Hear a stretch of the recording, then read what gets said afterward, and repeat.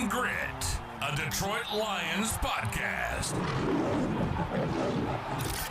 Powered by the Monroe County Reporters.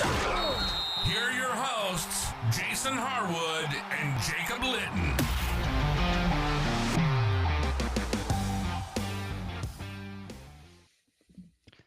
Hey, man. How you doing? What's up? Hey. All right. Welcome everybody back to an episode of Talking Grit. I'm Jason Harwood, and with me is Jacob Litton. We're live on YouTube, Twitter, and Twitch. Of course, you can always find us on Spotify or Apple Podcasts, wherever you listen to your podcasts. The first week of free agency is in the books. The Lions and the league in general made a ton of moves, spent a lot of cash. We'll get into it right here. But first, Jacob, we all want to know, how was your weekend? Hey, weekend went good. Relaxing for me. How about you? Good, man. Michigan won the Big Ten title, which was surprising and fun. I worked all weekend, but it was a pretty good weekend for being at work. Are you not wearing a hat today to make me feel jealous of your hair? Yeah.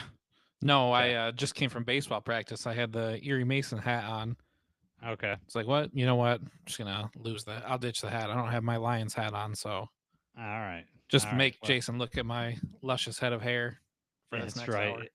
If we were during the season, you weren't wearing your Lions hat, I'd definitely call a jinx on you or something like that. No. Yeah. So I gotta tell you, man, today was a tough day of work. You know, you were there. Call offs, you know how it goes. But what got me through is knowing we're gonna talk about some Lions football, right? So I was excited about that. Helped you power through the day. It did. Not enough I to was get like, out on time. yeah, no. Um, you know, we're not gonna tease any guest names, but I want everyone needs to pay attention because in the next few weeks we're gonna have some good guests on. We're really gearing up for this offseason, getting ready for the draft that's coming up soon. But first, let's talk about free agency, Jacob. I know last week we had already, we came on after the DJ Reed signing, so we talked a little bit about that. Why don't we just kind of go through all the names that the Lions have re-signed? I got some questions for you after we go through that. So, you want to listen to all the You want to list all just the do the players? re-signs or just all of our free agents to this point? I think everyone that we either re-signed or added. So Yeah. just that We'll just run we're down the on the list same real quick page. and then we'll go Yeah, in depth with some of the guys that we didn't already talk about last week. yeah. Okay, so players added or retained: DJ Reed, Derek Barnes, Levi Anusorike, who obviously after last time I talked about the importance of him, so plenty more to say about him. Roy Lopez, another defensive lineman, Grant Stewart, Tim Patrick, good to get him back. Quarterback Kyle Allen. More to come about that. Tight end Kenny Yoba. Craig Reynolds is back. Dan Skipper, Miles Adams, Anthony Pittman, Ezekiel Turner, Maurice Norris. Yep. Maurice Norris. Yeah, that's kind of the list of who we got. Either is coming back or we've added to the team, but we did lose some players, right? Zeitler was one that we're definitely going to talk about today. He signed a 1-year deal with the Titans. Maurice Alexander followed his buddy Ben Johnson over to the Bears, so that was kind of interesting. James Mitchell signed with the Panthers. Kendall Vildor signed with the Bucks. I definitely want to touch on that later on. And I know this one makes you sad, Jacob. Ifeatu Melifanu signed with the Dolphins. It does make me sad. We'll dive into that a little more too, but I Has your wanted son Iffy back. has your son thrown it in your face yet that he signed with the Dolphins? No, nope. Okay. He's actually going to reserve that, so I guess he's probably just going to wait and see. If he plays really well, it's going to be in your face, and then if Yeah. he doesn't play well, he's going to be like this trashy guy from Detroit. Exactly. All right. That's Uh, hilarious. real quick though, because Maurice Alexander though didn't he sign a futures contract with the Bears before Ben Johnson went there, right? Well, I don't know. I didn't see that, but I think that Maurice Alexander was one of the first ones that like jumped ship, and he signed a futures contract elsewhere, as did tight end James Mitchell. So yeah, yeah. Ben Johnson maybe followed Maurice Alexander. Oh, maybe. Yeah, and his You might wide be onto receivers something there. coach. Yeah, his wide receivers coach followed over there. So Maurice Alexander is gonna to have the same coach over there, wide receiver coach, and his offensive coordinator is now his head coach. So pretty interesting situation. All right, Jacob. So after the first week, is there a signing that you like the most that we've got here? It's obvious for me which signing I like the most, and there's some more information that we have to talk about with this one. So let's just get this one, the Levi signing. I Hmm. left off the last episode. It's like, man, that's something I need to happen this week is I really want to sign Levi because as this is going on, these other free agents are driving up the price. I already was way off on the dollar value that I was thinking that he was going to get. Hmm. I said probably 15 to 18 million per year. And then Levi signs a 1 year, $4 million contract. It could be up to 5.5 million with incentives, but that's significantly lower than pretty much what anyone had projected, myself included. So that was the biggest one for me was getting Levi back, but also getting him back at such a discount. What are Yeah. your first thoughts about that when you saw the dollar amount? Yeah. Well, we were both at work when the tweet went out that he resigned with the Lions. Before, my feeling was it was going to be a 2-year deal for $20 million is what I thought that he was going to command. I said 20 to 24. I put out a range. So to get him back at 1 year at 5.5 million seems like a bargain. And I know that he has an injury history that certainly played into it, but I gotta imagine that he had offers higher than that from somewhere else, maybe for 1 million. But I gotta imagine he wanted to come back to Detroit. I just can't imagine that he didn't have an offer. The way defensive line contracts have gone, Right. especially like the first week of free agency, right? Because this is the time of where everyone gets it's an overpaid period, and then now we're in kind of like reasonable pay period, and then right around there'll be a second wave after the draft, where teams got to fill some The extra holes. desperation or just Yeah. the filler spots. Yeah. Right, but even then, those are all discounted and usually team-friendly deals. So to get Levi back at this price is awesome. The thing that I like about Levi, and I assume you do too, Jacob, is that his versatility. He could play inside and outside, so he gives you, he can move around that line, and especially with the Aleem McNeil injury, we don't know when he's going to come back, right? So early in the year, we might see him more inside than outside. But when Aleem comes back, you might see Levi in the outside more. So I, I'm just ecstatic to get him back. I just know that if he comes out and balls out this year, that we're going to be probably going to be hard to get him back for another year, especially And at that that's price. right. That's probably what he's banking on. But it just, and that's a big reason that you just said too, the versatility when Hutch went down for him to be able to play outside. It does not make sense to me.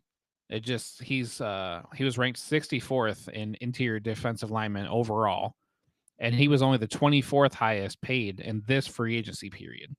Hmm. He's 27 years old. He played 16 games for us last year. He did have the injury history, but he did play 16 games and was one of the very few Lions that was not injured last Yes. year. And important part of the defense for us. You know, I just don't understand why he wasn't able to secure a better contract. Was it just that he wanted to stay in Detroit? Did he not, like the offers elsewhere, the guaranteed money maybe? Or, is this kind of like how we had last year with Ben Johnson, Aaron Glenn, where it's like, we had unfinished business. Let's just try to run this thing back and see what we have. And if you're in Levi's position, if you play another 16 games, then maybe you are parlaying this into, a 10, $15 million deal. if if Levi comes out and repeats last year, even if let's say he doesn't get any better, let's just say he repeats last year, he's still that's going to prove that he has some durability, right? He's played 2 full seasons back to back, and he's a productive player. He's betting on himself with this contract to come out ahead and make a lot of money. Now he may also be looking at it. Hey, I could go to another team and maybe make more for 1 season, but if I stay with Detroit, we got a chance at the Super Bowl. If we do get there or get deep playoff run and I have a good season, that's more exposure and teams are going to want that. Teams are going to be like, "Okay, we can have we could try to get Levi, and it'll be good. I think Levi's doing a lot of just betting on himself right here. That's actually great because of the comparison that I have too. So this Treshaun Wharton for the Chiefs, obviously perennial, deep contenders into the playoffs. So he was the one that signed. I think he was the last interior defensive lineman that signed right before Levi. This was probably like the night before. So Treshaun Wharton, 27 years old, same age as Levi, undrafted free agent. Uh, he only started in 13 games over his first 5 seasons. So I mean, it's not like he's putting out too much of a bigger sample size. He signed a deal with the Panthers this offseason, averages 15 million a year, and he got 30 million guaranteed. Hmm. I believe. I don't have it in front of me, but I think he had more sacks than Levi, but less tackles and less snaps. So, I mean, and these guys are getting paid. It just doesn't make sense for 4 million. I mean, up to 5.5, but I mean, then you got somebody pretty close. I mean, statistically and everything that you're looking at, same age, so that's not a factor. Same number of games. Like, I don't know what kind of magic the Brad Holmes pulled out, or if it's just Levi, like you said, betting on himself or whatever. However, they had to get this into existence. I'm extremely happy to have Levi back. Yeah, I I think what Brad Holmes does and what the Lions do is basically I think they're pretty upfront with everything with their players. So my feeling is they've basically told this is what we're willing to pay you. You're welcome to go out and get another deal if you want to do that, but this is we want you back, but this is, the reality is this is what we're willing to pay you. And I bet you Levi looked around and said, this is I'd rather come back. I cannot imagine that he didn't have a higher offer somewhere else. Right. I just don't believe that. I don't have any inside information. I don't know anything, but I just don't. The way the market went, I just can't imagine that Levi didn't have anything else on the table that he passed up to stay with the Lions. Has to. Yeah, and I don't look at it as like, I mean, as like the Lions are just lowballing their players or whatever. I just feel like they're just upfront and honest with them and just tell them this is what we're gonna do. And Who else would you even consider that they've lowballed though? Or, yeah, I don't know. I wouldn't say it's that not like we have this a is a low. history of that or anything. Right. But like, No, this is much lower than what you would think his market is, but it's not right. like we have some sort of like ongoing issue or, the only other one Yeah. that comes to mind that said he wanted to be here, but said the money, that the contract didn't match up was Jamal Williams. Hmm. Yeah, and that's another thing. Well, Jamal Williams probably wishes he would have stayed with the Lions. It True. worked out. It worked out much better for the Lions in this situation.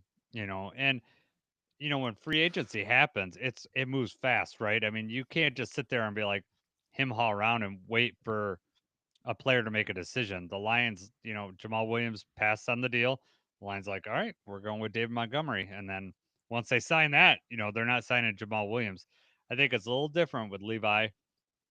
Just the timing of everything. I think they pretty much just said, "Here's what we're going to willing to pay you, and you go out and look." And Levi decided, he had enough. He said he hated free agency. I think in his post game that it's a lot of just sitting around waiting. It's kind of Uh, like the people that are drafted late, right? On third day draft picks, they just sit around and wait, and you're just waiting for that phone to ring. yeah, it's got to be torture. Oh, it got to be. I know we talked about my signing that I liked the most. Levi was on my list, but DJ Reed, obviously, like to Right. get. I mean, it's another thing, right? Getting the right guy at the right price, right? I mean, it's unbelievable that Brad Holmes has um, been able to do this. And we talked about the DJ Reed signing, so we don't need to go too much into that this week. But his press conference, DJ Reed's press conference was a couple days after on Wednesday, and he basically said it was down to the Commanders and to the Lions. He wanted to go to a contender, and that I mean, it's love hearing that, right? We Yeah. just Right. love it's I'm never going to get used to it here in Detroit. Someone wanting to come here, but it was very consistent with everybody that talked about wanting to come to Detroit because we do things the right way. and I loved hearing it. I'll never get tired of hearing that. Absolutely. Those are actually the other two signings I liked, and it wasn't even that necessarily, their impact on the football field, but they just, these guys are going to play Detroit Lions football. Hmm. They had Grant Stewart, the linebacker from the Colts, and then Roy Lopez, the other defensive lineman. If you haven't had a chance to check out any of their, press conference, they both had some memorable quotes. They both, you could just tell from them talking, they want to be here. They have the right attitude, and like you said, Grant said, he wanted to be with a contender. So he wanted to come here. He loves to work hard. He wants to earn it. Uh, you know, he also coming from the Colts, he had to play against us last year.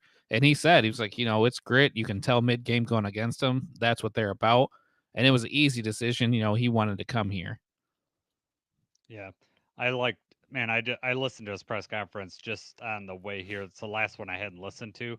I just on the drive home, I put it on, and man, it got me fired up, ready for football right now. Yeah, right, It right. was awesome the way he was talking about the Lions in general. He's like basically his one quote. I'll paraphrase it because I won't say it exactly, but something like, "If you're a 10-year vet looking to just play out your years, this is not the place to go because they're gonna make you work." And I also like that he said that he wanted to go to a place that it wasn't an easy path to the field. He wanted to get better. I mean, it, it's awesome to hear that, right? He's going wants to Right. go to a contender and he wants to go to a place where he knows he's going to get better. And he reached out to like Pat O'Connor. He mentioned him, like, and basically found out like is what I'm perceiving real? And it sounds like it is. So it's great to hear that. It's one thing that I'm very confident as long as Dan Campbell's running the ship, we're gonna you know we're going to have that same attitude throughout the whole building. And that's what really has got us where we're at, like as an organization. And even when Dan Campbell makes hires like in coaching that don't work out, he's quick to move on. He's quick to address that and then get the right people in here. You think of Anthony Lynn the first year, Aubrey Pleasant the second year, just either they're not doing things the Lions way and they're out. And it's We going have to continue to confidence happen. in him and Brad getting the right people in here doing things the Yes. Lions way. Yes. The other guy, a big one too, Roy Lopez. Yeah. I mean, he did, the same thing. Comes in there, he's like, the whole country knows what the Detroit Lions stand for. Yeah. And that was cool to hear, right? You're like, Yeah. okay, they do want to come here. And even, obviously, these are not like high level free agents, but they are Detroit Lions football players. You could tell that right away from the press conference. They're not afraid of the competition. They're not afraid of the work. Roy Lopez had a Dan Campbell level quote too. I don't know if you saw. He said, "I'm gonna grind it. I'm gonna grind it out to the very end till the clock hits zero, and maybe one more second after that." Yes. Listen, right? Listen to that. You're like, Hand yes, clap. Hand clap yes, this afterwards. guy. I was like, that. I mean, if that quote doesn't describe Detroit Lions football, I don't know what does. Uh, he talked about he had an Amon Ra moment too. He's a state champion wrestler. Roy Lopez is. He lost to three guys, and he was asked about it. He's like, "Oh, I know everything about those guys. I know their social security number. I know Yeah, everything about them." right. Just shades of Amon Ra. And Roy said that he went out and beat anyone that's beat him. He went back and beat like him. He beat him in another match. So I like his attitude.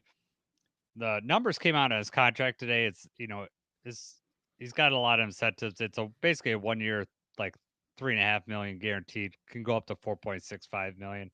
I like the idea of him as a player, just giving DJ Reader a little more spell and make him so that he's because it seems like those are, I mean, those two players are, I'm not saying interchangeable, but they're going to play the same position. So I think the Lions' idea is, get Roy out there and spell DJ Reader, and it'd be nice to have two big guys that can take up two offensive linemen. And I think they're setting it up. Kelvin Shepard's setting it up so his linebackers can work. Is the way I see it. Just clog up that offensive line, and he's going to do his old linebacker room right, and let them clean out the mess. Create some pressure. Exactly. So I don't. It'll be interesting to see how he plays. I mean, he doesn't have a lot of rush. It doesn't seem like he has a little bit QB rush, but it doesn't seem to be his main part of the game. But a couple of those highlights, man, he shot a gap and was able to stop some runs in the backfield. I did like that. He's a huge guy. I love the cowboy hat. It's Yeah, unique and the he's probably very him and common down Rodrigo. in Arizona, but it's up in Michigan, we're not wearing cowboy hats that much. No, we are not. All right. I want to give a shout out to Cody. Hey, Cody. What's up, man? All It's right, good to, Cody. yeah. Thanks for checking us out. It's our boy Cody. He's always supporting us. So met up with him at Ford Field last year. It was great to see him. So, uh, were there any? What else? Who do you all? Oh, Tim Patrick's back. We got to touch on Tim Patrick, right? That was great to have him back. Yes, that was somebody else. It's like, we knew the dollar amount was not going to be very high to try to get him back, and to have to try to do what we did with Josh Reynolds, and it took how long to get Tim Patrick in here and then get him acclimated and everything like that. It's like, let's not do that again. We already know he knows the offense. Let's just keep the ball rolling there. And if we want more wide receiver help, maybe we get somebody in the draft or something like that. But as far as that red zone, that third down target that we need, he really came onto that role. I think he's going to improve on that again next year. Yeah, I like that he's going to be with us for the full off season this year, as opposed to last year. He came after training camp and everything, and we got signed him after the cuts, because he'll probably have some off season training with Jared Goff. Jared Goff always seems to get together with his wide receivers. They'll get, he'll be. I expect Tim Patrick to be even more productive. Um, than last year because it took him a few weeks to get in there. It definitely took him most of the season to get his first touchdown, but then he seemed to be on a roll after that. And I'm hoping that he just starts out the season like that because having a big, tall wide receiver like that is, quarterback's best friend. Right? And we know Goff likes to target them. Yes, exactly. Skipper's back, which he signed, I think, during our podcast last week. So that's cool to have him back. That was the breaking news that I had, Yeah, right? it was. It was. So, all right. So let's go. Was there any signings that, or people that signed somewhere else that you think the Lions missed out on, or you got you scratching your head a little bit? Real quick, just the one that we missed out on, Oh, I would say, is just the iffy thing, and not necessarily that we missed out, but he was on the rookie contract with us, and he only got a 1 year, $3 million contract with the Dolphins, and it's not like we're set at safety. It's not like now we don't need him, we don't need anybody. Now we do need another safety, and now I don't know if that's something that we sign, draft, or what are we doing there, but I mean, do you think, in your opinion, you think we were outbid for Iffy? Did you think we just were ready to move on because of the injury history, or do you think this is strictly just Iffy wanting to say, "Look, I'm given a chance to start here. A starting position is definitely not available for me in Detroit."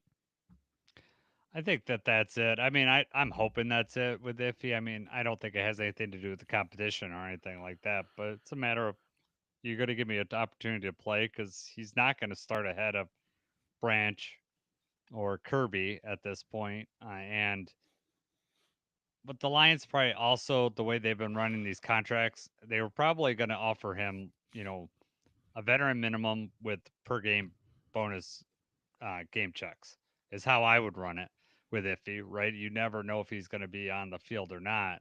So that's the way I kind of play it, and I'm betting that's the way the Lions did. I would love to have Iffy on this field because we have a need at safety, but also part of me is like, okay, we signed him, but can we count on him? And I don't know that we can. That's just right because of the injury history. hmm Yeah, And and so I can get it either way. I'm happy for him. I hope he does well, even though it is for the Dolphins. Uh, right. No, absolutely. Hopefully, but JJ can hang that one over my head because he's yeah, playing well. yeah, But that was just the quick one. mm, I guess the biggest head scratcher that I had was the signing of Kyle Allen, the yeah, quarterback. yeah, That was the one that really kind of made me think, we have Hendon Hooker, we have Jake Fromm behind Goff right now. Fromm looked decent in the offseason. Hooker's obviously shown some flashes. They're saying, Hooker is the backup. So why did we need Kyle Allen? I don't think the contract details are out yet. So They're not. that's kind of the concerning thing to me is like, okay, if it's league minimum, he doesn't really have guarantees. Maybe this is a competition between him and Fromm. Maybe this is one of those things where it's like Kyle Allen started 19 games over 7 seasons. So he's been around. He does have experience. Maybe this is more so, his game prep. Is he going to be able to help Goff with the preparation? Is he going to be able to, lead the practice squad, I guess? Is that what we're looking at here? But, if you give him guaranteed money and you're telling him that he has a shot at being the backup, then what are we even doing with Hendon Hooker anymore? Right? Hooker's on the team this year and next year, right? Then he's a free agent after that. Yep. And he's going to be looking for an opportunity to play. So are we hoping that he's developed enough that he's going to be challenging Goff for that starting spot? It certainly doesn't look that way. So then if we're bringing on other guys, then why don't we explore a trade and try to get something out of Hendon right now? Not Yeah, that I I don't want to think do that, but I mean something like this just makes you kind of question those things. Like what's the game plan then? I look at this as just the Lions bring competition into the room. They do it with every position group out there. And that's all I view this as. I don't think it's a sign on anything on Hendon Hooker. If anything, it's like, all right, Jake Fromm, you're not going to come in here and just be the third quarterback. We're going to, we'll have someone with experience in there trying to push both Hendon and Jake. And then what can Kyle come in and do what we need for Goff? Has nothing to do with Goff. I mean, Goff is the starter, no questions, whatever. I don't think it has even much to do with Hendon Hooker. I think it's a matter of having another person in there that could throw and, pushing Fromm ahead. And then also just letting Hendon know you can't rest back because, we got a guy with, a veteran with some experience that we could put in there. I don't But read that's into not any. somebody that you give a roster spot to, though. No. So why are you signing Yeah. a quarterback this early on in free agency? And if you're Kyle Allen, what did we give you, or what entices you about Detroit right now? If there's no guarantee to come here, Yeah. Well, I mean, there's more to come based on when this contract gets released. But yes. I think what I don't think it's good if there's guaranteed money, like a decent size, then we can start talking. Until I see the money, I'm on the firm belief that the Lions are going to be able to cut him. I'm sure it's going to be. I think it's going to be a veterans minimum contract. It's probably with little, other than like a signing bonus, 250,000 signing bonus guaranteed or something like that. If it's more than anything like that, then we'll probably have something to talk about. But it just I doesn't don't. make sense to me for Kyle Allen either. Like, it's free agency just started. You don't even know what teams are dealing with. If you're not getting guaranteed money and you're not getting a spot at a backup job, why are you signing right now? Maybe he was just happy that he was able to get anything, and the first thing that come up, he did. So I don't know. I'm not sure. It'll be interesting to We'll come see. out. I'm not freaking out like a lot of people are on Twitter, Oh and yeah, as soon as that happened, people are like, "Oh no, Hendon Hooker's gone." people. Well, I mean, a lot of They've people done said that for every single move that we've made, though. the Bridgewater thing, right? They Yeah, went back right. and they're like, "Oh, boy, I thought Hendon was the guy." Well, no, they weren't going to bring Hendon Hooker, who's had no. I mean, other than some mop-up duty, has had no meaningful snaps in the NFL, and then you're going to expect him to come um, in a divisional playoff game and be the guy. No, I'd rather have. I was happy they have Teddy there, and Teddy has a close relationship with Dan Campbell. They felt comfortable with him, and it's a good thing because Teddy did have to come into that game, and we still scored on that drive, even though it was a JMO, reverse that he took to the house. Still a scoring drive. hmm Exactly. The signing that I don't want to say scratching my head, but something I am disappointed in is Kindle Vildor. I know, and I think you and I kind of disagree on this, but We do. I, I don't dislike Vildor. I know that he's the whole San Francisco thing. That's one thing. For CB4 is what he really is. I think that he's all right. He had a bad Colts game, But after that, he played good enough for a CB4 for me, and we need some cornerback depth. So I that one I'd like that. I would have liked to have Vildor back. He's not great against the run. His coverage was not the best. There's just too many, and it sucks because I think that I liked Vildor. What he was about. I liked him as a person and everything like that. The product on the field was not good enough, and it just kind of seemed, maybe this is not his fault either, like you said, cornerback 4, but time and time again, we end up having to lean on this person. Maybe we are just asking too much out of him, but very few times, when we had to call his number, was he able to fully respond and, perform up to speed. He did probably later in the second half of last season, play better. The Colts game was almost the rock bottom where it was just, and we talked about this too. I said, like, as soon as, injuries and things are happening, if we have to move Vildor to the outside, I'm not comfortable with Vildor being on the outside. And he didn't get as many snaps there, after that game. I think it was time to move on from Vildor, especially, I don't know if you saw his contract, but I mean, they almost fully guaranteed his, what was it? Let's see. Vildor got a 1 year, 1.3 million contract with the Buccaneers, 1.1 million guaranteed. So his guarantee with the Buccaneers, I think, equaled his dollar amount, his whole contract with incentives and everything with us. Yeah.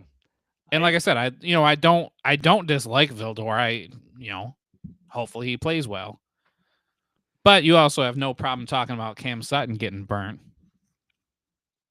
Yeah. Well, I think for CB4, he's what you need. You don't expect him to come in and be starter level material, but I do expect him to come in and be able to, you know, have meaningful stats. And I think that he's done that enough.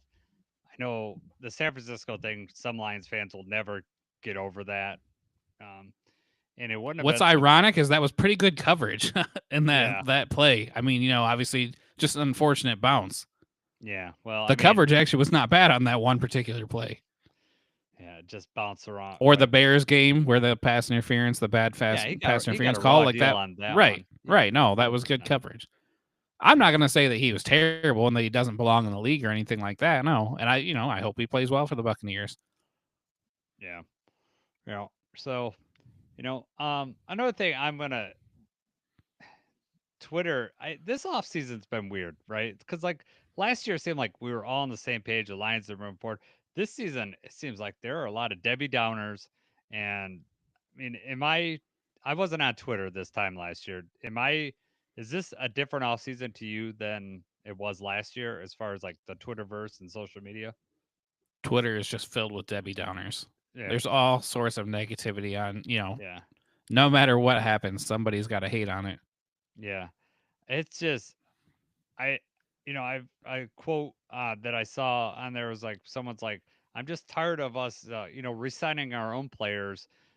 We want to go outside the organization. So do you have any problem with what the Lions like do in That same regards to person that? would have flipped a lid if we let Amon Ra walk. Yeah. What, that's just people being negative, be negative. I mean, that's ideally how you would run the team, right? Ideally, Yes. you draft good players, you keep your good players, you keep your core together. That's I kind think of, it's the winning recipe. That's how you win games. You keep the core together, you keep that continuity. I look at it as it's a privilege to be able to sign your players. I mean, you know what they're about, right? So like you know exactly what you're getting. When you get a free agent, you may have a little bit idea, but you never had them in the building. You don't know what kind of worker they are. You don't know how they interact with other teammates and coaches. Like, are they going to be a guy that shows up late to meetings? You could ask around and try to find that information, but until they get in the building, you don't know. With Amon Ra, all our other players that we've, extended, you know exactly what type of player they are. Exactly. And that's a reason that there's not, we already said, like, you don't win the Super Bowl in the offseason. There's a reason that most of the time you look at the highest spenders in the offseason, that's not, those aren't even always playoff teams. And Yes. it's because, yeah, you're spending all this money on all these guys, you're bringing all of them in. You don't know who's going to play at the same level that they played at that other place, who is a scheme fit, who, some people do not. have the work ethic necessarily anymore when they sign these big contracts. You just don't know what you have. You want to re-sign your own guys, and then of course you're looking in free agency. You add some other pieces. You sign, a handful of players. Ideally, you would not go into free agency and sign 6 new starters. Chances are those guys are not all going to mesh well. You're not going to instantly have success, but you are going to instantly feel the pain of having no cap room. Yes. Yeah. And I also look at it, people that get mad like that we're not signing, doing what the Vikings are doing and signing all these people on the outside was if, say Amon Ra wasn't on our team, say Ali McNeil wasn't on our team, and we went out and signed those guys to big contracts, would you be happy? Be like, oh man, we got Alimo, we got Amon Ra. You'd be happy that we brought those guys in, and it just so happened that Brad Holmes is a very good drafter. And so we have those players in house. So I'd much rather sign guys that we know their work ethic and know what type of player they are. We know that they could fit with our offense, fit with our defense. I'd rather have that guy. So, for people that are just mad that we're not out spending all this money, you look at the teams that are spending all this money, it's because they didn't draft well. The Patriots, Panthers, all those teams that just laid out huge contracts, they didn't have any players to resign because, they just haven't been drafting well. Exactly. Great point. I mean, some of that too is just people wanting fresh faces, right? You Hmm. want to see new guys here. You want new superstars here, Yes. which I get that. But then to be angry about having the Yeah. same guys on the team year in, year out, like, well, that's why you want to have a good team year in, year out. Yeah. I think a lot of people just kind of say, well, we didn't win the Super Bowl last year, and now we're going to just kind of do it again with mostly the same guys. And I'd have two arguments against that. Number one, it's, not to go through the injury thing again, but we're missing like most of our defense. So it's like getting all those guys back. That's like them signing contracts with us this year. And number two, there's a fair amount of luck that goes in with winning a Super Bowl. And some of it goes injuries, some of it who's you're playing, some of it when you're playing. All that goes into it. And I know Dan Campbell's going to get the best out of his players. If you look at how we've drafted and all the players that we've gained, they get better year to year, right? So I don't look at it as like these players are going to have a regression. I look at it as a player like Amon Rock. He as good as he is, he just gets better every year. Aiden Hutchinson, you look, he had a good year, good sophomore year, and then last year, it looked like he was going to be Defensive Player of the Year. If he doesn't get injured, he leads the league in sacks. He's probably Defensive Player of the Year. And you're hoping to see that, you know, when our good players get great and then even, higher than great, they become all pros. I don't mind bringing those players back because there isn't like the attitude that our players have is, like, oh, I got the big contract, I can rest. They don't look at it that way. It's like, I got the big contract, I got something to prove, and I'm going to prove it that I'm worth this money. Yeah, it's the opposite of Ndama Kong Su, Hmm. right? He was in Detroit, and Exactly. he's like, nope, I'm going. I'm going to sign this mega deal in Miami with no taxes, and then I'm going to just chill, Hmm. take it easy for 3 or 4 years, and then what? Sue jumped around from team to team for so long. Yep. To Super Bowl contender to Super Bowl contender, and he got his ring. But yeah, it wouldn't fly with Dan Campbell when people were No, talking about signing him, like the last couple of years during free agency. I was like, there's no way that Dan Campbell's going to take someone like him on. yeah, doesn't mesh well with the locker room. No, doesn't. Um, you want to talk about free agents that are out there now, or do you want to talk about this NFC North thing that we got written down here? Let's just go over the numbers for the NFC North at least real quick. We don't have to go All right. too far into depth about who they've signed or anything like that, but Yeah, I'll let you go then. it's Keep going. interesting to see. So the Vikings have spent 245 million this free agency, which is most in the league. The Packers have spent 148 million, which is ninth, and then the Bears 140 million, which is 11th. And then you have the Lions who've spent 84 million, which is all the way down 23rd. Uh, we spent 84 million and the Vikings spent 245. And for a while there, it was just like every day or sometimes multiple times a day. The Vikings did this, the Vikings did that, the Vikings are doing this, the Vikings are trading. Uh, and obviously, the Vikings had a good team last year. So Mm, on the surface, I guess this will be one of the first tests. Like, does this really matter? Because they obviously feel like they're on the cusp of it. They're going all in this year. They got 32 million cap space left for this year. They're right now 9.1 million over the cap for next year. mhm. You know, Yeah. You know they're what? they're putting all their eggs in this basket, and I mean, it looks like they're are they relying on JJ McCarthy's recovery and everything, or are they gonna swoop in and try to get Aaron Rodgers and complete the whole Brett Favre Career I cycle. don't know what you call it, resurrection? Yeah. Yeah. It's fine. I just don't want him in this division at the Aaron Rodgers twice. Like, because even if he's not playing and JJ's playing, you're still going to have to hear him talk. And I just don't want to hear him talk. So, I uh, no, listen, I want Aaron Rodgers in Minnesota because that's the cancer that we need to just tear them oh, apart. I didn't even think of it from that angle. I like where your mind's at, They Jacob. they're That's on the good. cusp, right? And we know what JJ McCarthy is capable of for being in Michigan. So I mean, they're set up pretty nicely as of right now. I need Aaron Rodgers to come to Minnesota and just tear everything apart and make it about himself. Yeah, I like it. I That would like be it. great. All right. I can Which get I on mean, if board you're with the that. Vikings, you spent how much right now? You don't. I had obviously we don't. This is not a Vikings podcast. I don't know how JJ McCarthy is doing injury wise recovery. I don't know what that timeline looks like or anything like that. So they've got to be looking, and Aaron Rodgers is still not signed anywhere. So come to Minnesota and tear them apart. Yeah, well, I gotta imagine that JJ's doing well. Like they got to feel confident because they didn't go out and get a quarterback, right? Uh, I I don't. I just don't. I don't. I think that he must be doing good. I do not want to root for JJ McCarthy, but you look at the Vikings and the Bears. They could spend all this money because they got those rookie quarterback contracts. They got that for like 3 more seasons, so they could spend that money. But eventually, they're gonna they got a better. They better start drafting better. Yeah, right. Or else they're gonna be an all sorts of cap hell because you know like let's look at the Lions. We have 52 million left in cap space this year. If you're wondering like how much we're gonna have to spend on our draft picks, they over the cap estimates 8.6 million to based on where we're drafting. The draft slots are pretty much predetermined, like how much the player's gonna get paid.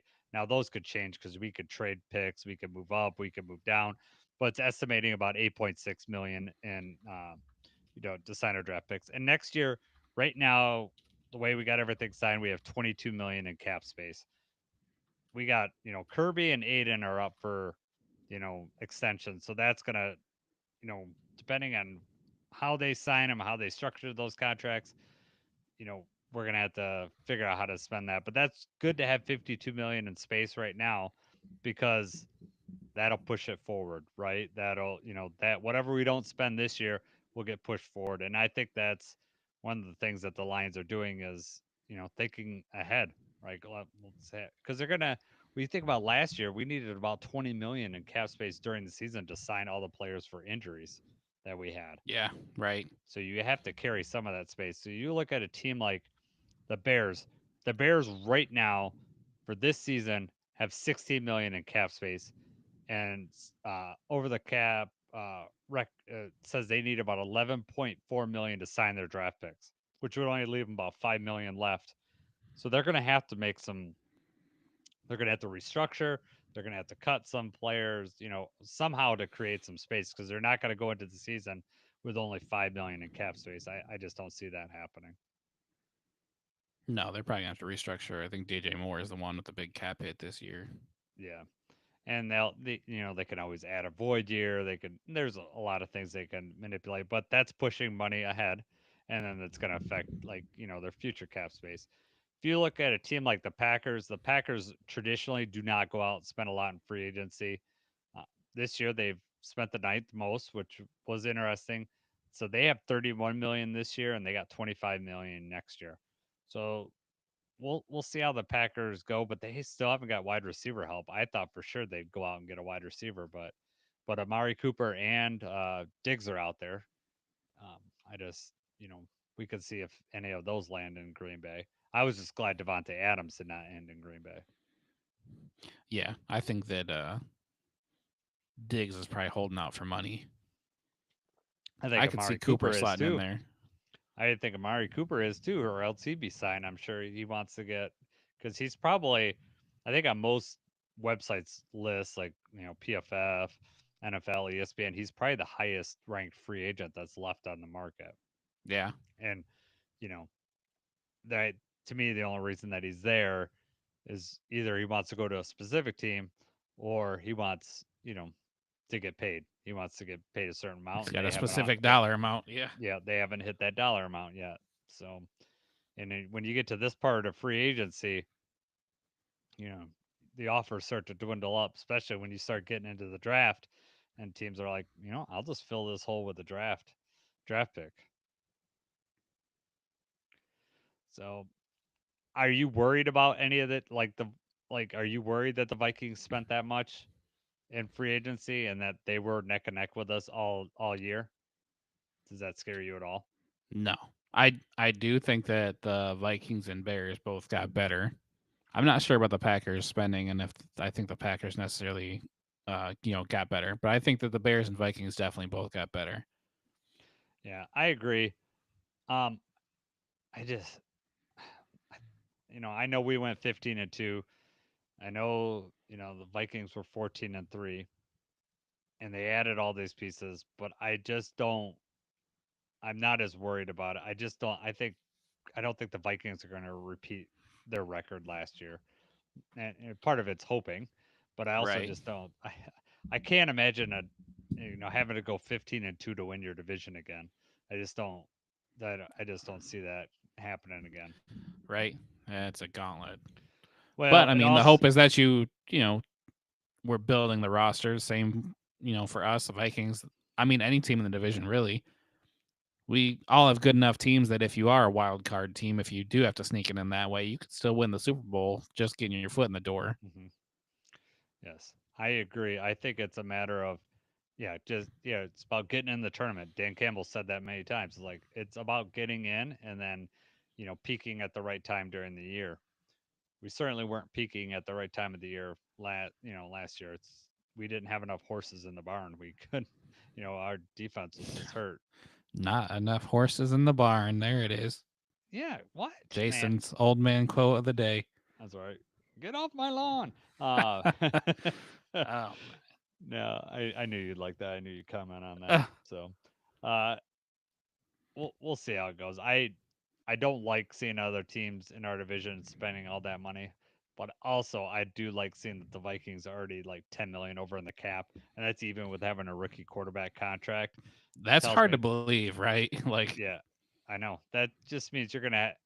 I mean, the, I never want to say the cap's not real. There's ways to manipulate the cap in the sense of like doing void years, but you end up if you do that and you start pushing things forward, it all catches up to you. You look at a team like the Saints, they're just stuck in this proverbial place where, they have to restructure contracts, trade away Marshawn Lattimore. Now they got Derek Carr and they're stuck and they gotta, extend and add void years to like lessen out this cap and then basically instead of just like really going in the tank for like 2 years and just paying all your debts, they want to be like in this mediocre place, and that to me, that's a terrible place to be. I'd rather be either bottom or like on the rise. And if you're just stuck in this place where you're middle of your division, especially the division that like the Saints are in, it's not a great division. it should You be know, winnable. it should be winnable. You take a couple years and then you just go on. But they just hired a new coach, Kellen Moore.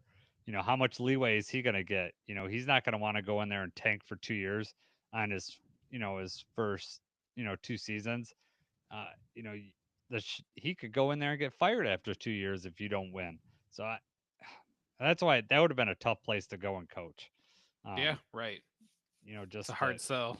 it is, and we'll see. But I Yeah, I don't know. I'm not overly worried. I don't like the fact that Vikings did get all that fresh, fresh new faces and spend all that money. You I know, mean, they were good last year. They got better, they did. right? So that's that they're going to be a tough team to beat. It's a tough Yeah, division. but We've you got a got to good count team on too. But JJ Metro what Sam did last year. I know Sam ended the year poorly, but his numbers were really good, and they won a lot of games with Sam. But Sam was pretty much taking care of the ball pretty well last year, and you're going to ask a rookie quarterback to go out there. I just imagine that JJ is going to make more mistakes than Sam did. So those mistakes could cost games, and right, you know I I know that JJ looked pretty good. JJ McCarthy looked pretty good in the offseason, but it's one thing to get into the regular season. I know he's got the safety blanket. Jordan Addison and Justin Jefferson are nice wide receivers to throw to, uh, but I just feel that he's going to make some mistakes. The Lions will put them in a position to make some mistakes. So I like phase the idea that they signed all this, but they're banking on. I know it's his second year, but essentially his rookie year on the field. Uh, that's going to be a tough. That's going to be tough for him. right. I mean, you got a whole extra year to learn the offense with no pressure, Yeah. so that's good, for them. But you're right, rookie mistakes are going to happen, Yep. and in All this right. division and these type of games, that those Oh are the yeah, difference makers. they are definitely.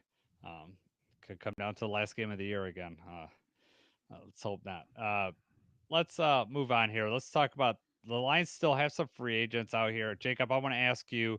I'm going to quickly just list the players that are Lions free agents, and you tell me if you're interested in bringing any of these players back. So we got Teddy Bridgewater, running back Jamar Jefferson. We got Shane Zylstra, Allen Robinson, Donovan Peoples Jones, Awasika. We got Al Qudin Muhammad, John Kaminsky, Pat O'Connor, Kyle Pecco, Ben Neiman, Khalil Dorsey, or Emmanuel Mosley. Any of those guys you're interested in bringing back? That's tough. I just think that we've seen what we're gonna see out of Donovan Peoples Jones. Aquadine Muhammad, Kaminsky. They they were okay in the small parts where they had to be in. Obviously, Kaminsky got hurt last year, so maybe he gets another chance this year. I think Jamar Jefferson's probably ready to move on. Teddy Bridgewater, if he comes back, is probably going to be like it was last year, where he signs at the end of the season again. You know, Mm-hmm. Shane Zylstra, I kind of would have thought we would have wanted him back. So it's interesting that he's not already, had something worked out, and then we signed a different tight end who was like a special teamer. So I mean, looking at all these names, there's nobody jumping out that's like, man, we have to have him back. I would like to get Khalil Dorsey back, especially losing Vildor. Dorsey, really valuable on special teams. Emmanuel Mosley, he just could never get healthy here. So that's another thing. It's like, do we want to do this again, for a third year in a row? Kyle Pecco actually showed flashes. He looked okay. I guess it's, like anything else, is the price going to be right? Are they going to be searching for any sort of guarantees or anything like that? Because these are potential camp bodies also too. Let them come back. Let's see what they have, compete for a roster spot. There's nobody here on this list, I guess probably outside of Dorsey just because of special teams. I don't think there's anybody on this list that's threatening for, significant playing time. Right? I mean, Yeah, I don't see what do you anybody. I think I'd like to bring Pat O'Connor back, just for depth piece. I mean, I don't. he had the grit. He did, and I think that he fit well. I mean, I know Dan Campbell really mentioned him many times playing out there, but he's a guy that you could put on the practice squad and bring up in an injury situation. It's probably not, teams aren't going to be looking to pick him off, but we know what type of player he is. I know he had the injury at late last year, so I don't know, if that has anything to do with this. But if he's healthy and could come in training camp and then we sign him to the practice squad, I'd be about that. I'm with you. Khalil Dorsey would be nice. Great on special teams. Unfortunately, he broke his leg, but we need depth at cornerback, so we could see it from there. Emmanuel Mosley, I don't know. I just even when he You was like, like him, but it's we've seen nothing out of him. I know. Well, I mean, and he was healthy scratch towards the end of the year, just inactive on game days, even when he was like healthy enough to be on the field. So did he need another year to recuperate? Like, would he be a better better physically next year? The Lions obviously have just he's out there, so we've offered him, told him we could bring him back, and he's out there trying to find something else, or the Lions have just said, we give you enough chances, we're going to move on. I don't think Allen Robinson or Donovan Peoples Jones will be coming back. I see saying we do need some tight end help, so Zilstra would be an option. Um, he was on our practice squad last year, so there's probably not, obviously he hasn't signed. There's probably not a big demand for him, so they're probably just letting see what he can come up with, and we might just sign him, you know, in the later on in the off season. That's what I was going to say about O'Connor too. Is I don't, his market's not really going to be very big. So I mean, there's a chance bring him on before camp, and then we'll see what we have. Yep. Yeah, this might be an after the draft, see what we got, see what roster, what we need on the roster, and then these guys will, most likely still be out there. And if they're not, I mean, we do know how much we like the undrafted free agents, though, and bringing people in here and trying we to do. find the diamond in the rough, see what we have. So you also We got to all, think about them taking a roster spot away from one of those guys, yeah. Well, we always, the Lions always, we always have an undrafted guy on the roster, no matter right? how many draft picks we have, how many, guys that we bring back year to year. We always have an undrafted guy make this roster. Is there any free agents outside of the Lions that first let's start with the position. I mean, is there, what position are you looking at, and if and at that position, what player are you interested in? There's nobody that I have really circled, and it's really just one of those things. Like, yeah, if we can bring bring an edge person in here, but you look at the salary and all the numbers and everything of what it costs to get one here versus the guys that are out there. It's I really don't want Von Miller to come in and just play on third downs and cost us $15 million a year. I don't want that. I don't think we need that. I don't see that happening. Um, there's a couple cornerbacks that were released. Arthur Millette from Baltimore, Chidobe Awuzie from Tennessee. Those are lower level corners that might slot in that I think would be upgrade over what Vildor was, depending on the dollar amounts. I would say there's not anybody that I'm circling like I hope we get this guy. Is there somebody that you had in mind, or what position are you looking at? Are you So looking the at like two, guard to replace Zeitler, or yeah, guard is where I'm looking at, and it's not necessarily to replace Zeitler because I think that um and that might be just Mahogany's job, but it's mostly just we need another starting level guard that in case there's an injury to Graham or to push Graham. Graham didn't have a great year last year, and we don't know, are they going to move Graham back to the right side, put Mahogany in on the left, or are they going to just put Mahogany in to replace Zeitler? I'm not sure. Either way, I think whoever moves to the right's going to look better than they did. Like yeah? Graham, I think will look better because he 2 years ago he had a pretty decent year. Was that because he's playing between Frank and Panay? Every guard in that right guard spot's going to look good. I'm not saying Zeitler looked good because he was there. Zeitler's a really good football player, but I think anybody that gets slotted in there is going to get some help from those guys. You look at a guy like Brandon Scherf from Jacksonville, Will Hernandez are the probably two. He's a guard out of Arizona. Those are the two guys that I've read about that I would probably be interested in. Starting material. Their starting material. It'd be good to have a swing guy in there, and then with Graham, if Frank got hurt, then Graham can move over, and then we're gonna have a guard to replace it. So I really would like and I more guard help. Now we could also draft a guy too, right? We That's got what I was that gonna first say. round pick. Would you We could. rather have a veteran though, or would you rather have if we, if I there's one think. there in the first round, which I Yeah.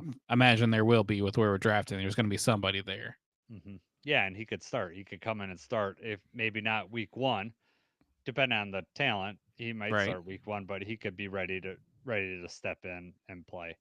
Um, so those guys are out there, but they unless the price comes down, they might be waiting until after the draft, and some of these Yes. guys will probably be signing.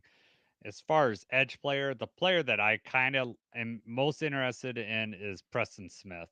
And I think that he's like that bully type guy that I want on the edge, kind of like how we've envisioned Davenport to just like crush that side of the pocket. That I don't know what Preston Smith would sign for, but if I was going to go out there, that's the edge guy that I'm interested in. Would you be interested in bringing Zadarius Smith back if that's an option? I don't know if it's going to be an option, but would you be interested in bringing him back? I would be open to bringing him back at a Yep. discounted rate. Yep. I I don't don't. know. He would be open to that. Yeah, he said You the know, did we goodbye. He right? said the Did we talk goodbye. to him already about restructuring before we decided that we were just going to cut? Maybe. You don't know how that conversation went, but yeah, when you post your goodbyes like that, Kyle Juszczyk for the 49ers, the 49ers cut him. He made one visit and then he signed right back to the 49ers for like half as much as he was going to make. Yeah, I know. Yeah, I think you and I talked. Zadarius quickly thanked Detroit like minutes after that was announced. Well, I'm sure that the Lions came up with a contract and said this is what we'd like to do. We're going to restructure that, and he's like, nope, I want all my money, and he's going to try to get it, but he still hasn't signed, so we'll see how that goes. But yeah, I think there's still some good edge players out there that you could sign. I'm with you. I don't want to pay Von Miller what he's probably going to get on this open market, and he doesn't really fit what the Lions do. He's a huge name, and yes, he would probably be able to get after the quarterback, but the Lions don't really work like that. They like players that are versatile, that can play all three downs, that can stop the run, that do all the things, and that's not necessarily Von Miller's game anymore. Right. No. And I mean, honestly, I think it's crazy that teams are paying him 15, 20 million just to play a few snaps a game. Like, whatever. I know. Well, But looking at like the top edge people that are left right there, there's just nobody that piques my interest very much. That's like, a name that's on there that was everybody wanted last year was Matthew Judon, right? He's available, and he didn't that have a was great season with also Atlanta. wasn't he traded? He was traded to Atlanta, so like people, Yeah. he They was wanted him openly for on a the trade. trade. Yeah. Right. They wanted him for the trade because that would have been like how Darius was, for the rest Yeah. of the year, and then you move on. Yeah. So, but he's still out there. So, I think we get some of these guys will sign, but a lot of these guys are probably going to be waiting until after the draft to sign. The teams are going to see what they got and then go from there. All right, Jacob. We could talk about. Let's talk. We got to talk about the Bengals, right? And these, Yeah. you know, Yeah. Jamar Chase and T Higgins. Can you we're kind of looking at this situation, right? We're gonna have JMO up for a contract, right? So you kind of almost, they're not gonna line up with sign him in the same offseason, but this is like what it's gonna be like if you sign JMO and Amon Ra. The amount, it's gonna be close to that amount of money. Number one, do you think that it's smart to have T Higgins, Jamar Chase, like 100? Was it what they T Higgins signed? 4 years, 115 million. Jamar's Yeah, 4 years, 161. yeah. But What I'm do you? pretty sure that was just because Jamar wanted to be the highest paid non-quarterback. Yes. Yeah, I he edged 100% think out. Jamar talked to his agent and said, this is it Myles Garrett or who was the highest non-paid or highest I think it's non-quarterback? Miles right now for 40 million because he outpaced Yeah. Justin So Jefferson. that was Jamar's bar. He said, I want to be paid more than this guy. Yep. So the 4-year, 161 million, 112 guaranteed for Jamar Chase. Jamar Chase, obviously a great receiver. Joe Burrow, wanted him and T. Higgins to be signed. He got his wish, and now they're on the hook for a whole lot of money. And the offense looks great. The defense is not getting any help. Maybe Trey they'll be able to. Hendrickson wants out. Yeah, maybe they'll be able to work something with Hendrickson. I don't know how much money they have left to even do that now. I don't know. I mean, it's interesting when you put that in the perspective. Like, Amon-Ra signed a 4-year, $120 million extension last year, and then JMO has a contract extension going to be coming up. I just don't think you can pay him that much money. I don't think it's smart to have two receivers making that much, and then where's that money coming from? What pot are we taking that out of? Are we not going to pay our line as much because we're trying to pay our wide receivers more? I think that's when you look towards rookie help, right? Yeah.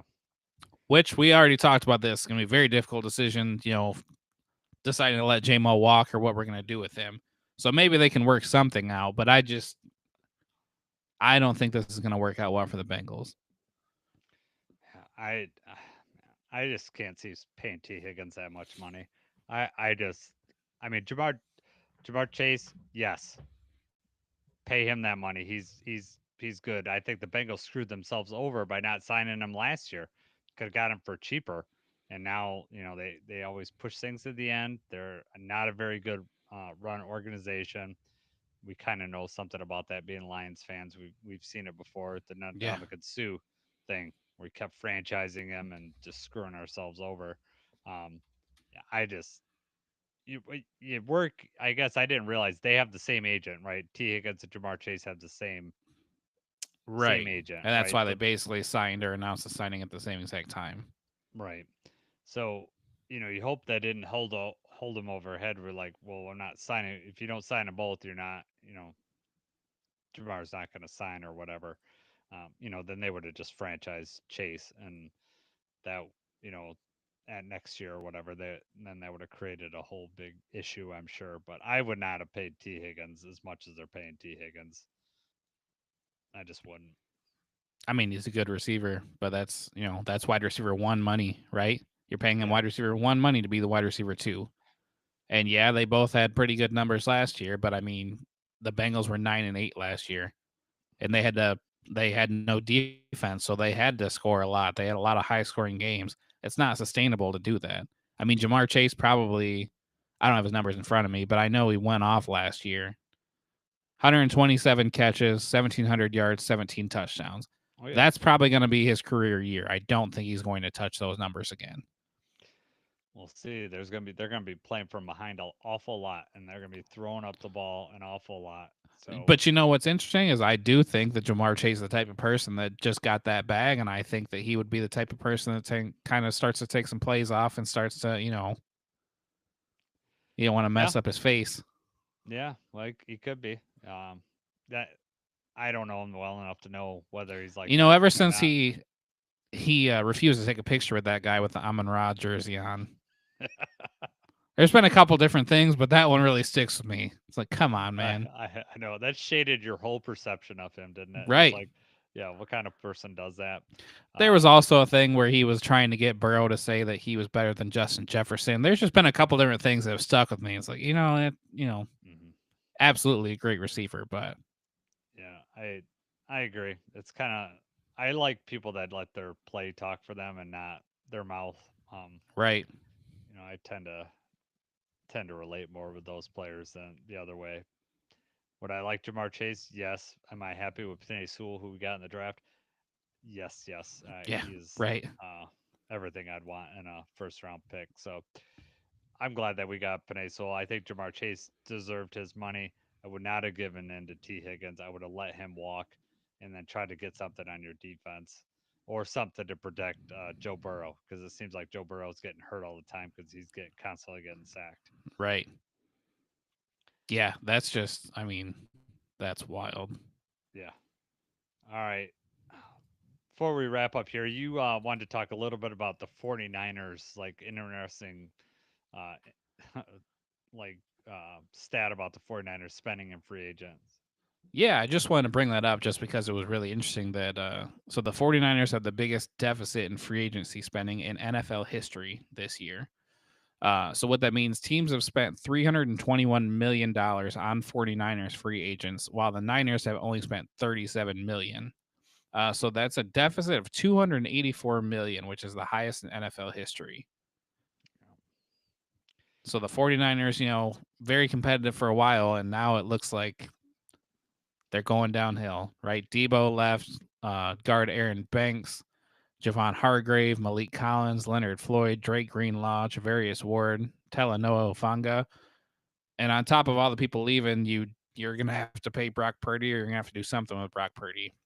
This So is this is what the Bears and the Vikings have in their future, right? yeah, Like right. that quarterback needs to get paid, and that's a sizable chunk of your cap space there. So I mean, all that stuff they're doing is we're gonna see what Brock Purdy's made of, right? And what everyone has feared for him, or suspected or put on him, is Brock Purdy a good quarterback, or is he just a product of the situation that he's in?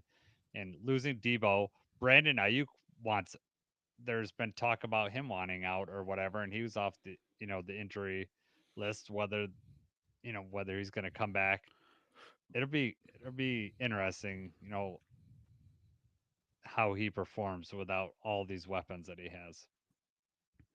I don't think this is gonna end well. Yeah. Uh but just to kind of switch this around and make it a little bit more about the Lions. So I was looking at the deficit and everything. So the Lions actually did lead the league in the free agency spending deficit. So that was back in 2015. Can you guess who their top free agent was that left? Well, isn't that the Sue? That's the Sue Exactly. year, right? Yeah. I was shocked to see that we actually led.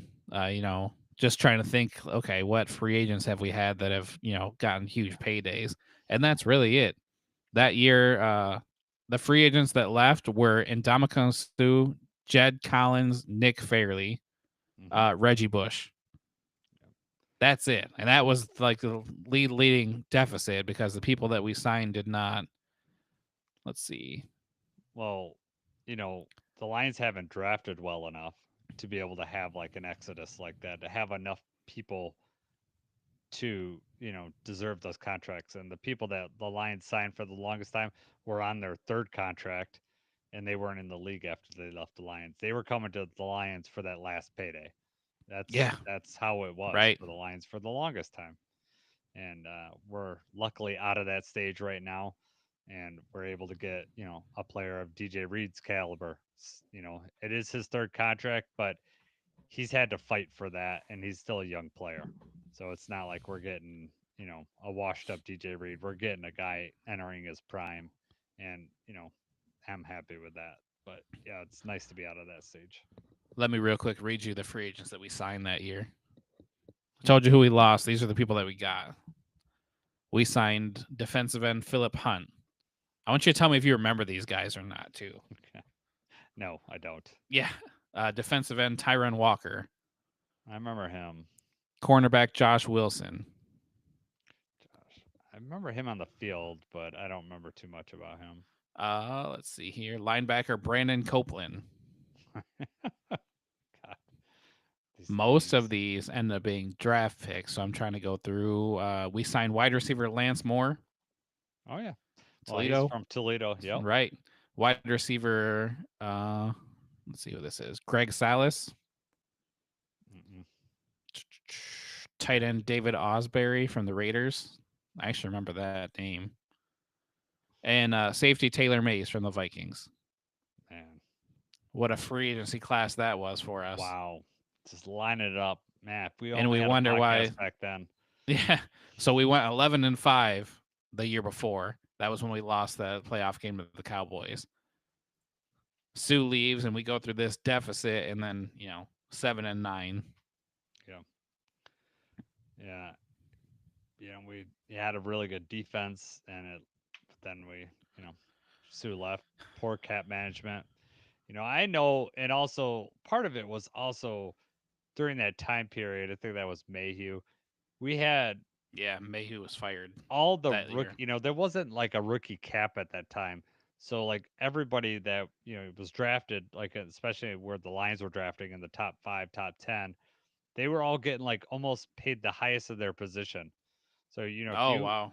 if you drafted a quarterback like Stafford, was like one of the highest paid quarterbacks at the time because, each first overall pick was guarded was, it was you had to be paid more than last year's first round overall pick. And so it was like a lot of that and then, when they're going their second contract, they're going to want to get paid more than their rookie contract. And so it was just like all that compounded, and the cap wasn't going up nearly as much as it is year after year now. Right. And what, you know, it's always Lions, wrong place, wrong time. That's just the way it was for long. We would get good players, Calvin Johnson, Ndamukong Suh, but then we'd be paying him so much that we couldn't afford to have anybody else around him, or we weren't drafting well enough in rounds 2, 3, 4, and 5 Right. to, That was a you know, big thing. We couldn't fill in the other pieces with quality players like that. yeah, yeah, and then we'd also draft like Mike Williams, first round, Brandon Pettigrew, who is a decent tight end, but not worthy of a first round pick, and just all those type of constant mistakes and go for the shiny object instead of getting the offensive line and building in the trenches like that. Brad Holmes seems to do a very good job of. We're in a much better place now. Yes, we are. We're in a safe place. You could Yeah. talk about your feelings here. All right, man. Before we head out of here, March Madness is this week, right? What's your plan on Thursday with March Madness? I actually took Thursday off, so Ooh, I'll be watching basketball. nice. I took it That's off cool. because JJ has a band concert, but it Okay. just worked out. I've never had it off. Well, not never, but it's probably been like 10 years since I've taken it off because we always do the brackets and everything at work. Mm-hmm. And this is one of the few times where I'm allowed to have basketball on in the back. Yeah. And I can announce the stat, like I can announce who's winning, and then everyone pretends like they care just because of their brackets. Yeah. I, you That know, was all I had before you came along. Was I, March I was Madness. just I was just gonna bring that up. Like before I came to town, uh, that was the only time anybody else in the pharmacy was interested in sports. So, Right. you know, you They originally just did it because they felt bad for me, and then now there's money involved. So yeah. Yeah, money will pique people's interest, that's for sure. So, right, any everyone likes to see how their bracket's doing. It's yeah, fun. any team that you're like, I don't follow college basketball enough to know, like, I follow Michigan enough, but I don't follow outside of that until March Madness time. Is there any sleeper team that you're interested in, or? It's funny that you mentioned that because I did have a sleeper team that I had circled. I was like, these guys are going to be trouble because they were a Division 2. You know, they have like a waiting period before they're even eligible. Like they were playing Division 1, but they're not eligible for the tournament. They're eligible for the tournament the first time this year. Uh, really good team on defense. They went 30-4. They are it was just somebody that was circled. I was like, these guys, I actually wanted to put them like the Elite Eight, and then the brackets come out and they play Michigan the first round. Oh, is it San Diego So State? UC Yeah, San Diego, this is their yeah, first tournament. It's like the story writes itself. They're 30-4. I mean, it's got upset written all over it. I know. Michigan 2.5 point favorites, and yeah. So now I'm nervous, and it's the Yeah. whole. They gave Michigan the 5 seed, which is they kind of snubbed them with the seed, but historically 12 seeds beat 5 seeds Mm-hmm. pretty frequently. That's one of those Yep. things. So Yeah. this one looks ugly.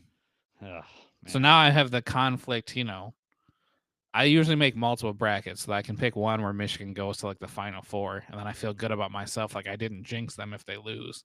And then I make another one where I try to be more realistic as if I wasn't a fan. Yeah. So we'll Uh, see. Are you making a bracket with us or what? yeah, I'll probably make a bracket. I got Wednesday off, so I'll be able to do that.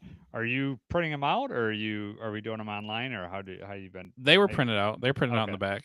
Okay. I know Well, you're I'm just not. messing around all day and doing whatever. So you Oh yeah, no, there was no messing around today, my friend. You know how it was at work. Uh, I'll get mine and I'll take a picture of it and send it to you. I didn't realize they were in the back, so send it to me by noon on Thursday. noon on Thursday. I almost If send a it to you 16 seed beats a 11:59. 1 and then you send me a picture of a bracket that says that you got it right, I'll know you're full of it. Yeah, yeah. Well, you already know I'm full of it, but you'll have proof. That will just, yeah, confirm. Yeah, exactly. Oh man.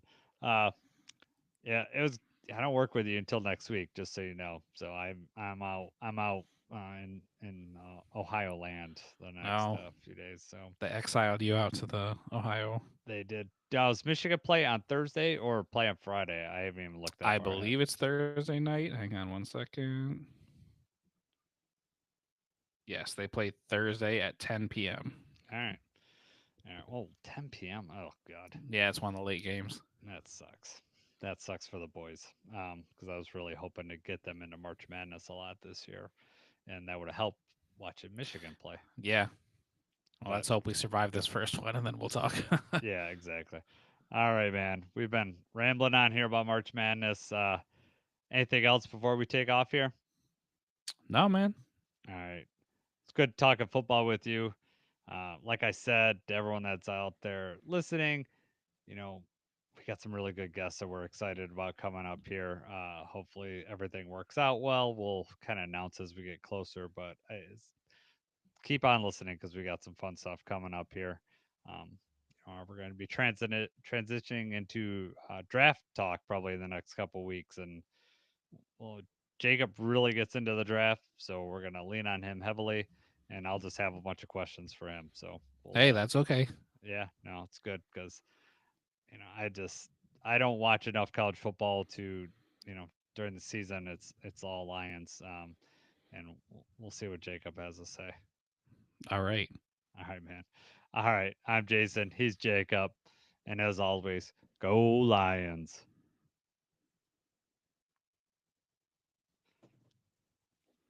Hour and 24 minutes, man.